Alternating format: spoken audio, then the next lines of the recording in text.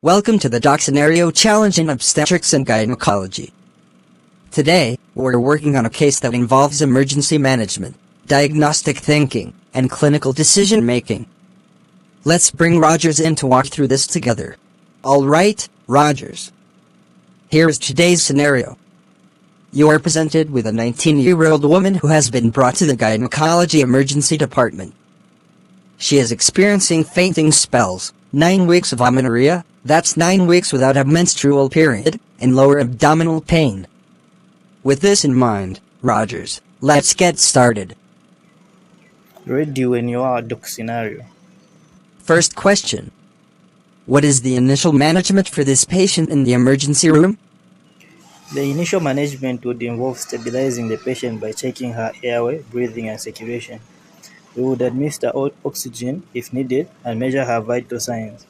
I would also continue to monitor her for any changes, especially to check if she is showing signs of going into shock. Next, I would initiate intravenous fluids, and if necessary, I would prepare for a blood transfusion after cross-matching.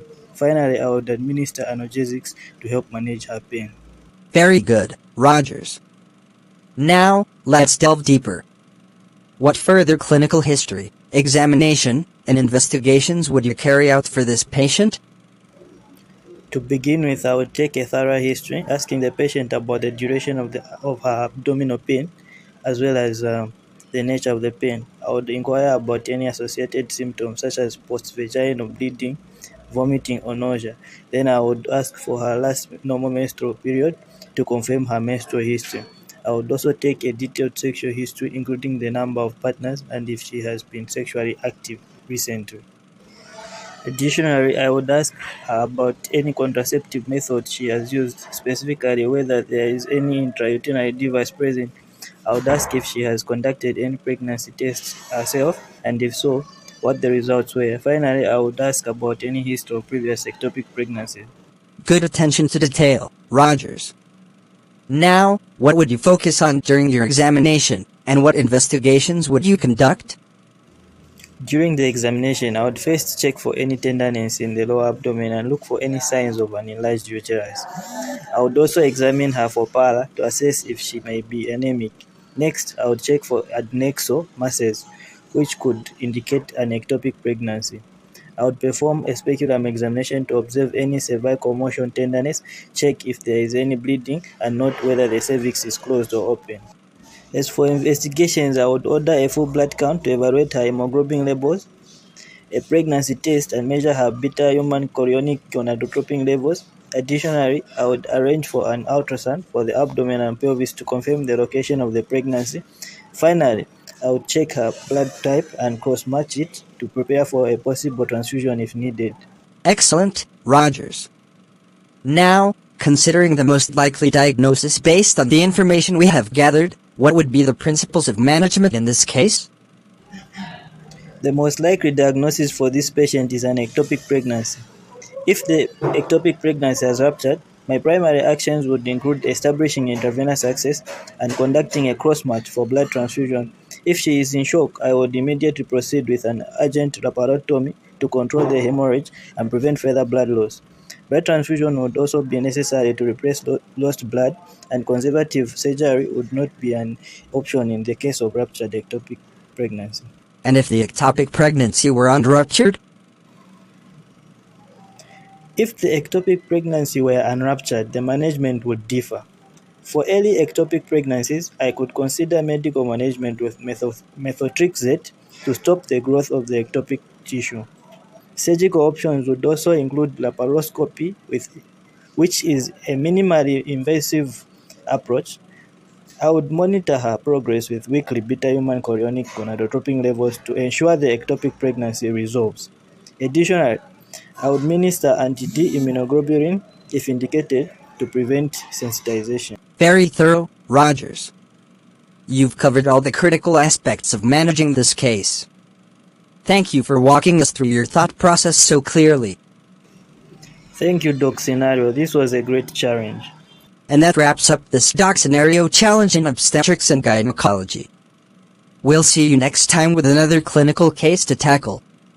Until then, keep learning and stay sharp. Welcome to our Doc Scenario Challenge. where we explore real-life clinical situations in medicine. Today, we will dive into a case involving a 39-year-old woman who is 34 weeks pregnant and presenting with severe abdominal pain and vaginal bleeding. Our goal is to discuss the relevant clinical questions and how to approach this situation effectively.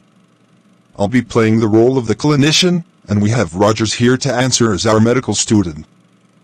Let's get started. Good afternoon, Rogers.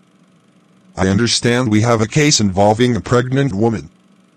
Can you tell me what relevant questions you would ask her to ascertain the possible causes of her symptoms? Good afternoon, Dr. Scenario. Yes, I would ask the patient about her socioeconomic conditions to assess any potential risk factors. I would also inquire about her nutritional status and diet, as malnutrition can contribute to complications in pregnancy. Additionally, I would ask about her history of smoking, as it is known to cause vasospasm.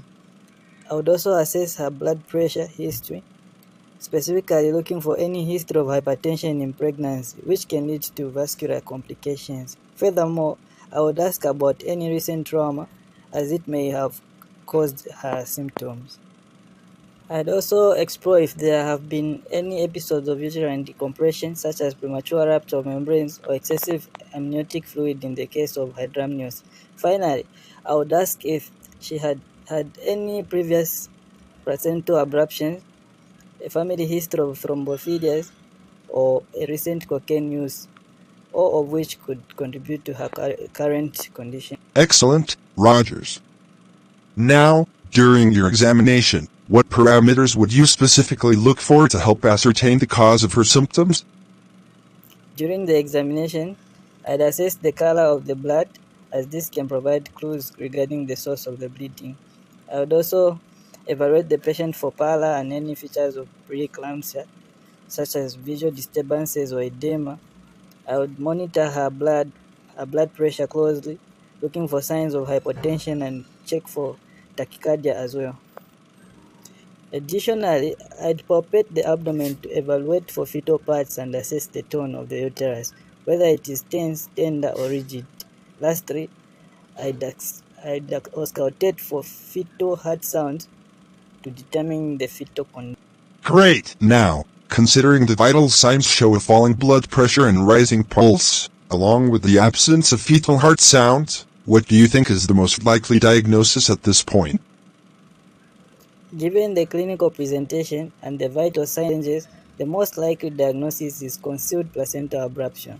The combination of severe abdominal pain, vaginal bleeding, hypotension, and tachycardia suggests that the patient may be experiencing significant blood loss and possible fetal distress. Good assessment, Rogers. What two important investigations would you undertake, and why? I'd undertake a complete blood count to assess hemoglobin levels, which would help determine the extent of blood loss. This is critical for managing her hemodynamic stability. Additionally, I would perform a coagulation profile to rule out any underlying coagulopathy that could complicate her management, especially considering the possibility of placental abruption and associated bleeding. Lastly, what would be the best mode of delivery for this patient, and why? The best mode of delivery for this patient would be a cesarean delivery, given the signs of fetal distress and the potential risk associated with concealed placental abruption. A cesarean section would allow for immediate delivery of the fetus and minimize any further maternal and fetal complications. Thank you, Rogers. This concludes our doc scenario challenge for today. We hope this discussion provided valuable insights into managing a complex obstetric case. Stay tuned for our next episode. Hello, everyone. Welcome back to Doc Scenario's Medical Challenge, where we put your clinical knowledge to the test. Today, we're tackling a case that's crucial for all healthcare providers to recognize and manage effectively. Our goal is to help you sharpen your skills with realistic clinical scenarios. Today, Rogers will be taking on this challenge, and we'll go through the case step by step together. Alright, Rogers, let's get into it. Rogers, here's the case. A 22-year-old female student at the University of Zambia presents to you with lower abdominal pain and foul-smelling vaginal discharge. She mentions her last menstrual period was 3 weeks ago. On examination, you find cervical motion tenderness. Based on this presentation, Rogers, what is your working diagnosis? The working diagnosis for this patient is pelvic inflammatory disease or PID. Excellent. PID is indeed a likely diagnosis given her symptoms. Now, could you list 3 short-term complications and 3 long-term complications of pelvic inflammatory disease? Certainly, short-term complications. Number 1, pelvic peritonitis. This is an inflammatory response involving the peritoneal cavity. Number 2, Fish-Hugh-Curtis syndrome, a rare condition involving inflammation of the liver capsule resulting in upper right quadrant pain. Number 3, tubal ovarian abscess, a serious infection that can lead to the formation of an abscess within the pelvic organ. Long-term complications. Number 1, chronic pelvic pain due to ongoing inflammation and scarring in the pelvis. Number 2, tubal infertility, scarring or blockage of the fallopian tubes potentially leading to infertility. Hydrosalpinx or pyrosalpinx, accumulation of fluid or pus in the fallopian tubes due to inflammation, which may also result in infertility or chronic pain. Great! That's a comprehensive list of complications. Now, moving on to management. What investigations would you order for this patient? To manage this patient, I would begin with several investigations to confirm the diagnosis and identify any underlying infections. Laboratory investigations. Number 1, for blood count, to check for elevated white blood cells indicating infections. Number 2, blood and urine culture, to identify any systemic infections. Number 3, pregnancy test throughout pregnancy, as it can alter management. Number 4, sexually transmitted infection screening, including HIV, syphilis, and hepatitis B, as STIs are often associated with PID. Number 5, high vaginal swab, to identify causative organisms, including gonorrhea and chlamydia. Imaging investigation. Number 1, transvaginal ultrasound, to assess for any abscesses or pelvic masses. Number 2, CT or MRI of the abdomen and pelvis, if necessary, to further evaluate complicated cases. Number 3, laparoscopy. Laparoscopy if the diagnosis is uncertain or if there is no improvement after standard treatment. Very thorough, Rogers. Now, lastly, could you outline the treatment plan for this patient? Of course, for managing PID, the mainstay of treatment involves antibiotics, pain management, and patient education. Number 1, antibiotic therapy. I would initiate a combination of cephalosporin and doxycycline to target likely pathogens such as gonorrhea and chlamydia. Number 2, pain management. I would administer analgesics as needed to manage abdominal pain. Number 3, patient education. I would counsel the patient on sexual and reproductive health, including information on preventing sexually transmitted infections and the importance of notifying sexual partners. That's perfect, Rogers. You've covered the case thoroughly and provided a structured approach that any medical student should follow.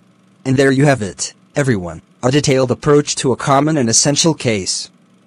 Thank you, Rogers, for handling that so well. If you found this helpful, be sure to like, subscribe, and join us for more clinical challenge videos. Keep studying hard and stay tuned for more cases on Docscenario's Medical Challenge. Hello everyone, and welcome to our latest challenge video. Today, we're diving into the fascinating world of contraceptives.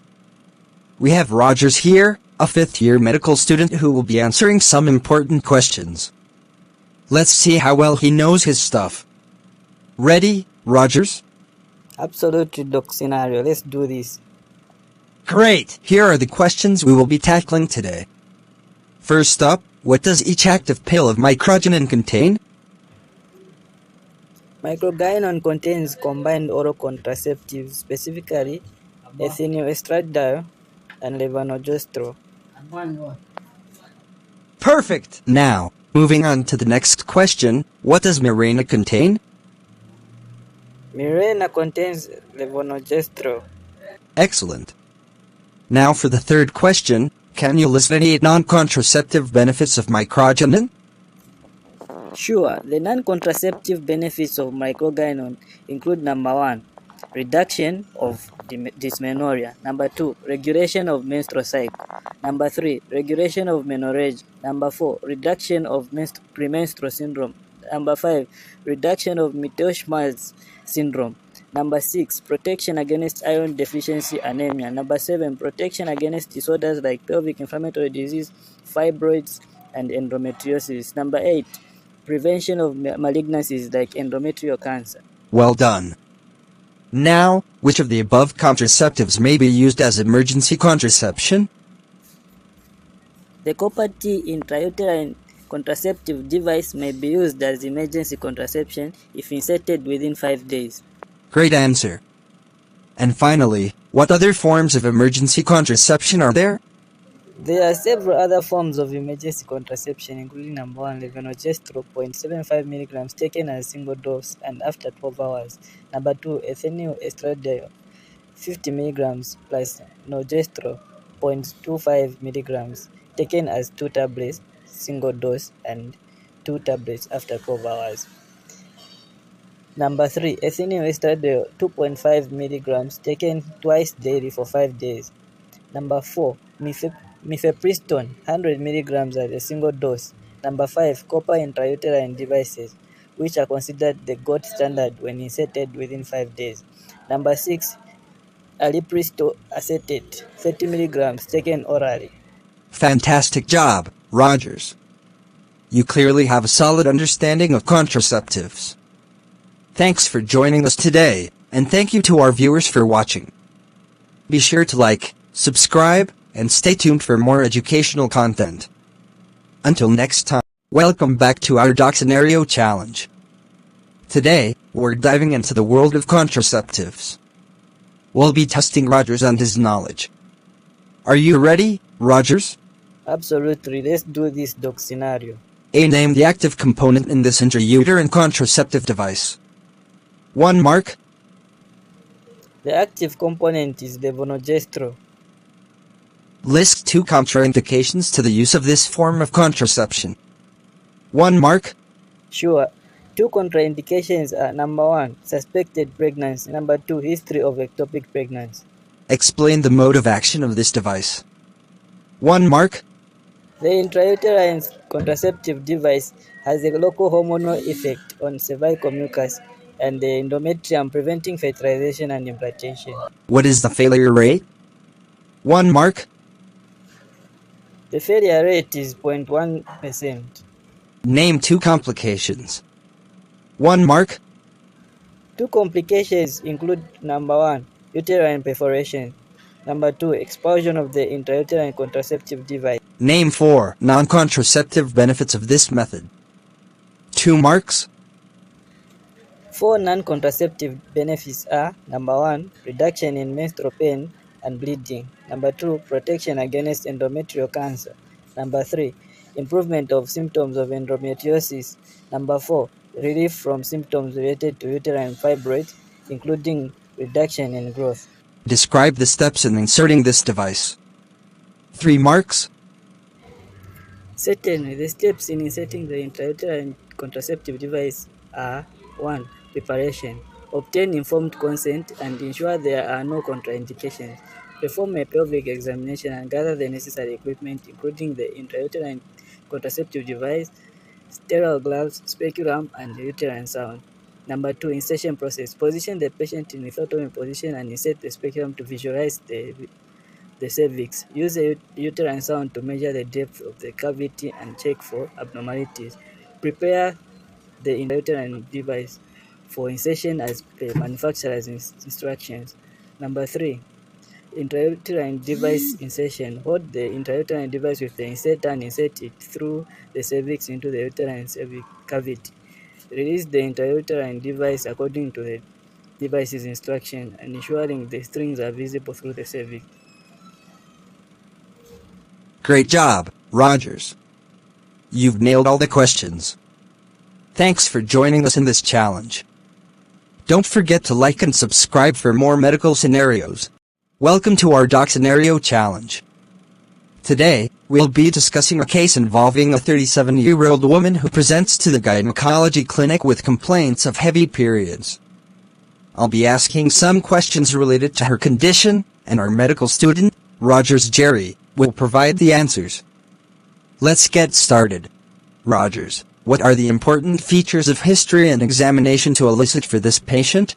For the history, I would ask about the regularity and duration of her menstrual cycles, the part count to determine the volume of bleeding, when the bleeding started, any pain associated with the bleeding, her contraceptive history, symptoms like headache, dizziness, or tiredness, her sexual history, and whether a pregnancy test is necessary. In terms of examination, I would check for pallor, indicating potential anemia, capillary refill time of greater than 2 seconds, any abdominal tenderness, palpation for masses, monitoring her pulse and respiratory rate, the speculum examination to look for trauma on the vaginal walls and active cervical bleeding. Great detail there. Now, can you describe the important outpatient investigations you would do that would help in the management? Certainly, the important outpatient investigation would include full blood count and peripheral blood smear to assess for anemia, coagulation studies to rule out any bleeding disorders, hormonal profile including follicle-stimulating hormone, luteinizing hormone, estrogen and progesterone levels, an abdominal and pelvic ultrasound for structural abnormalities, serum iron and ferritin levels to evaluate iron stores, serum vitamin B12 levels, a pap smear for cervical screening, a urine human chorionic gonadotropin hormone test to rule out pregnancy. Excellent. Finally, for this non-malignant condition, what would be the likely treatments? For management, I would consider intravenous fluids if the patient is dehydrated, blood transfusion if there is significant anemia, iron supplementation such as ferrous sulfate along with folic acid, tranexamic acid to stop the bleeding. If that doesn't work, progesterone may be used. Non-steroidal anti-inflammatory drugs for pain relief, combined oral contraceptives to regulate the menstrual cycle, and an IUCD for long-term management. Thank you, Rogers. You've provided a thorough overview of the case. That wraps up our doc scenario challenge for today. Join us next time for more insights into clinical practice. Hi there. Welcome to our clinic. Today, we're doing something a bit different. This is the Doctor Scenario Challenge, where we'll simulate a clinical situation to test your knowledge. Are you ready? Yes, I am ready. Great! Let's get started. Picking up the papers, here's your clinical scenario. A 31-year-old woman presents to the antenatal clinic in her fourth pregnancy at 26 weeks. Her random blood sugar is 12.7 mol/L, and she booked at 11 weeks with a blood sugar of 5.6 mol/L. Okay. First question, list 4 risk factors you want to elicit from her past reproductive history. The risk factors I would want to elicit include: number 1, a history of previous gestational diabetes mellitus; number 2, a history of unexplained pregnancy losses; number 3, a history of having a macrosomic baby; number 4, obesity in current or previous pregnancies. Excellent. Now, what is your working diagnosis? My working diagnosis would be gestational diabetes mellitus. Very good. Now, describe the pathophysiology leading to this condition in pregnancy. During and after placental development, the placenta produces enzymes such as human placental lactogen, cortisol, and progesterone. These hormones cause insulin resistance in the second and third trimesters, leading to elevated sugar levels. Nicely explained. Moving on to the next question, list 8 fetal and neonatal complications that may arise from this condition. Sure, Doc. The complications include fetal complications. Number 1, macrosomia. Number 2, premature delivery. Number 3, diabetic embryopathy. Number 4, childhood obesity. Neonatal complications. Number 5, respiratory distress syndrome. Number 6, neonatal hypoglycemia. Number 7, excessive ketone bodies. Number 8, cardiomyopathies. Great job. Now, outline your management during delivery. If diabetes is under control, the aim should be to deliver as close to term as possible, ideally after 38 weeks. However, if there are vascular complications, I would induce labor after 37 weeks. Additionally, I would ensure regular ultrasound scans to monitor fetal well-being and maintain stringent glycemic control. If any complications arise during labor, a cesarean section may be necessary. And I would also provide intrapartum intravenous fluids, insulin, and dextrose as needed. Well done, Rogers. You've covered all the important aspects of the scenario. Thank you for participating in the Doctor Scenario Challenge. Thank you for the opportunity. It was great to test my knowledge. Hello everyone, and welcome to our doc scenario challenge. In today's video, we will be discussing a cesarean section operation. We have Rogers with us, who will be answering some questions based on his knowledge of this procedure and its complications. Let's get started. Rogers, can you please tell us the name of this operation? The name of this operation is a cesarean section. Great! Now, what type of incision is typically used in this procedure? The type of incision used is a transverse or classical incision. Thank you. Now, could you explain the indication for performing this operation as shown in the photo? The indication for this operation in the photo is breech presentation. Well done. Next, can you provide the incidence and cause of this malpresentation? Please name two. Incidence of breech presentation is approximately 20% at 28 weeks of gestation, 5% at 34 weeks, and about 3 to 4% at term. The incidence tends to fall with increasing gestational age. Excellent information. Now, let's move on to the complications. Can you list 8 complications that can arise from this operation? Certainly, Doc, the complications can be classified into early and late complications. Early complications include number 1, thrombosis and pulmonary embolism, number 2, puerperal sepsis, number 3, hemorrhage, number 4, peritonitis, number 5, pelvic abscesses, number 6, injury to the bladder, number 7, paralytic ileus. Late complications include number 8, chronic pelvic pain, number 9, infections, number 10, wound dehiscence, number 11, adhesions, number 12, vesicovaginal fistula, number 13, scar rupture. Thank you for the comprehensive list. Now, how would you manage a patient after the operation? After the operation, the management of the patient would include the following steps. Number 1, monitor vital signs and check for bleeding every 30 minutes for the first 2 hours, every 1 hour for the next 4 hours, and then every 4 to 6 hours until discharge. Number 2, administer adequate and intravenous fluids such as 5% dextrose, normal saline, and Ringer's lactate, totaling 1 liter each over 24 hours. Number 3, provide analgesia, administering pethidine at a dose of 50 to 100 milligrams intramuscularly every 6 hours for 4 doses, or morphine at 15 milligrams intramuscularly every 6 hours for 4 doses, along with an antiemetic. Number 4, encourage early ambulation. Number 5, implement thromboprophylaxis. Number 6, start oral antibiotics if the patient is at risk of infection. Number 7, a plan for discharge on day 3 if the patient is in a stable condition. Number 8, schedule permanent suture removal on day 5 post-operation. Thank you, Rogers, for your thorough responses. That concludes our doc scenario challenge for today. We hope this has been informative for everyone watching. Remember to like, share, and subscribe for more medical discussions. See you next time. Welcome to today's medical scenario challenge.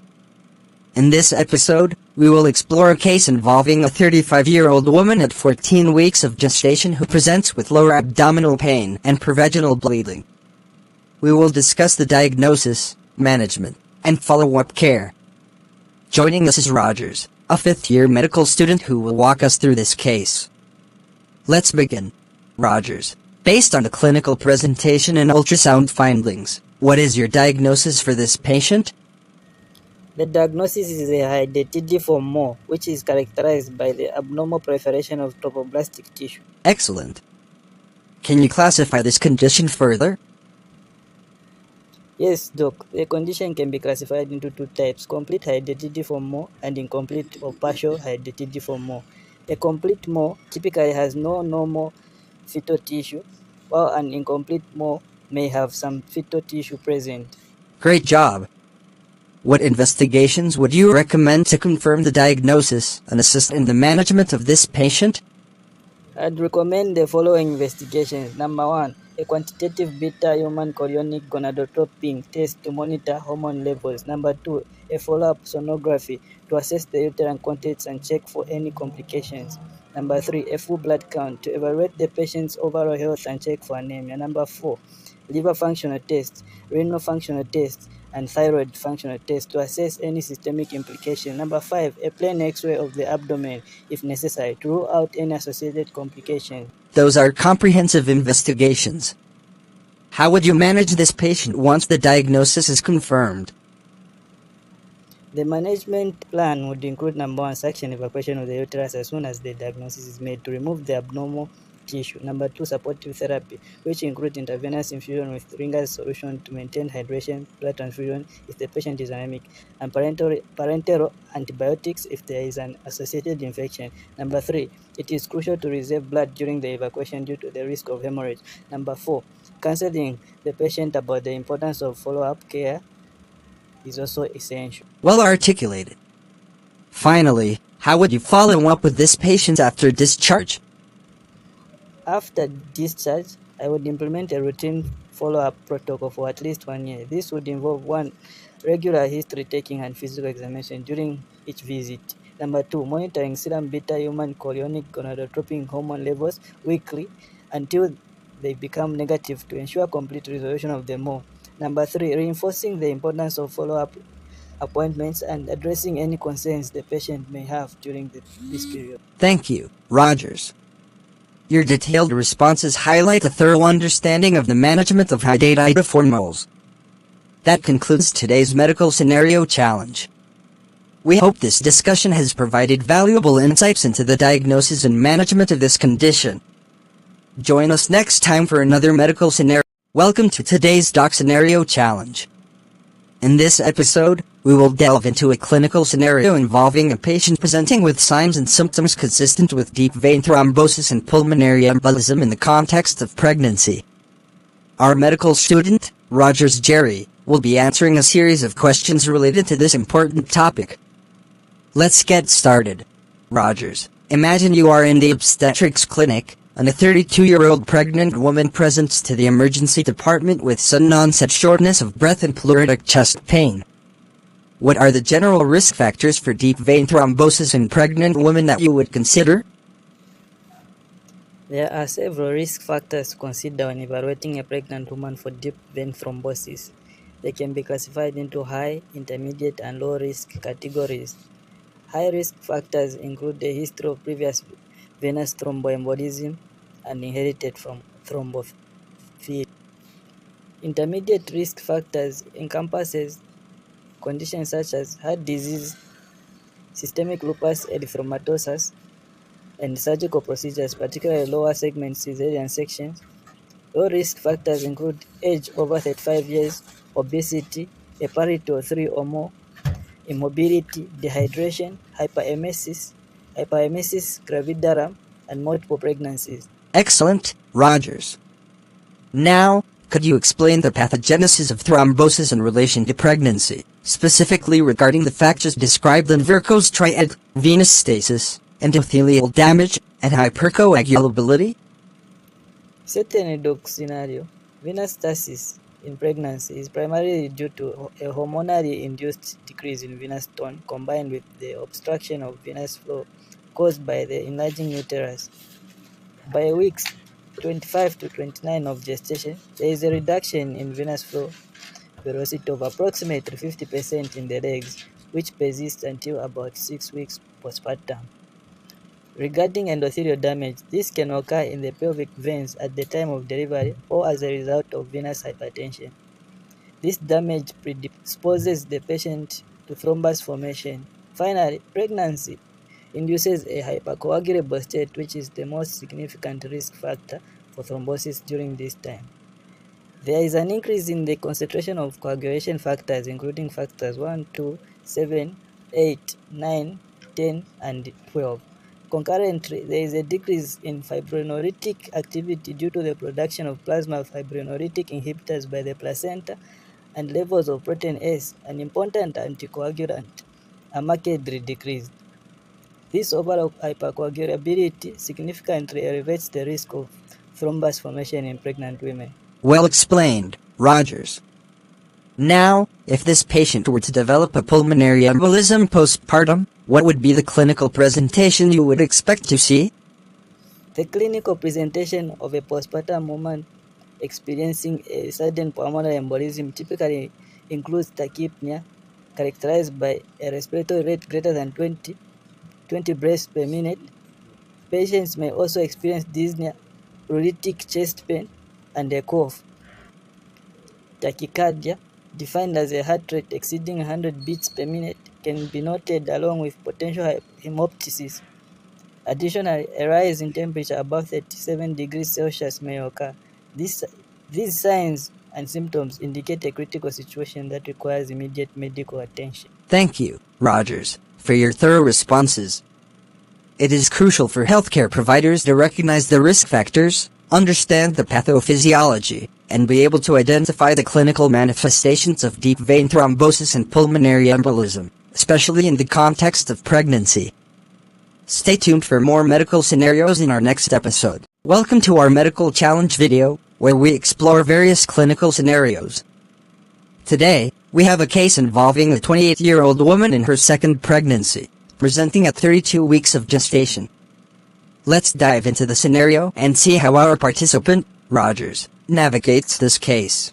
A 28-year-old in her second pregnancy attended a midwife and a natal clinic at 32 weeks gestation. There are adequate fetal movements, but the midwife is concerned that the uterus feels small for dates.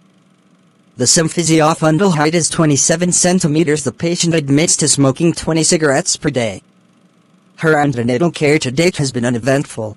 Rogers, based on the information provided, what is the likely diagnosis for this patient? The likely diagnosis for this patient is intrauterine growth restriction, commonly referred to as IUGR.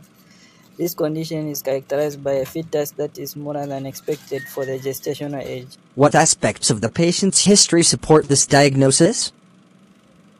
Several factors in the patient's history support the diagnosis of intrauterine growth restriction. Firstly, the patient is a smoker, consuming 20 cigarettes per day, which is known to be a significant risk factor for poor fetal growth. Additionally, the patient's symphysiofundal height is 27 centimeters, which is smaller than expected for gestational age of 32 weeks, indicating that the uterus may be small for dates. What additional features in the history would you seek to further support your diagnosis? To support the diagnosis of intrauterine growth restriction, I would seek additional features in the patient's history, including maternal nutrition before and during pregnancy, as well as any history of maternal diseases, such as anemia, hypertension, thrombotic diseases, heart disease, chronic renal disease, or collagen vascular diseases. I'd also inquire about the patient's alcohol intake and any use of illicit drugs, such as cocaine or heroin, as this can impact fetal growth. What investigations would you consider to be most helpful in this case, and why? Yes, several investigations would be helpful. Firstly, biophysical measurements such as maternal weight and abdominal girth can provide insight into the patient's nutritional status and overall health. A stationary or falling maternal weight or abdominal girth may indicate a problem. Secondly, ultrasound imaging would be essential to assess fetal growth parameters, including head circumference, abdominal circumference ratio, femur length, and amniotic fluid level or volume. Lastly, biochemical markers such as low levels of pregnancy-associated plasma protein A or PAP-A can indicate increased risk for growth restriction. Thank you, Rogers, for your thorough responses.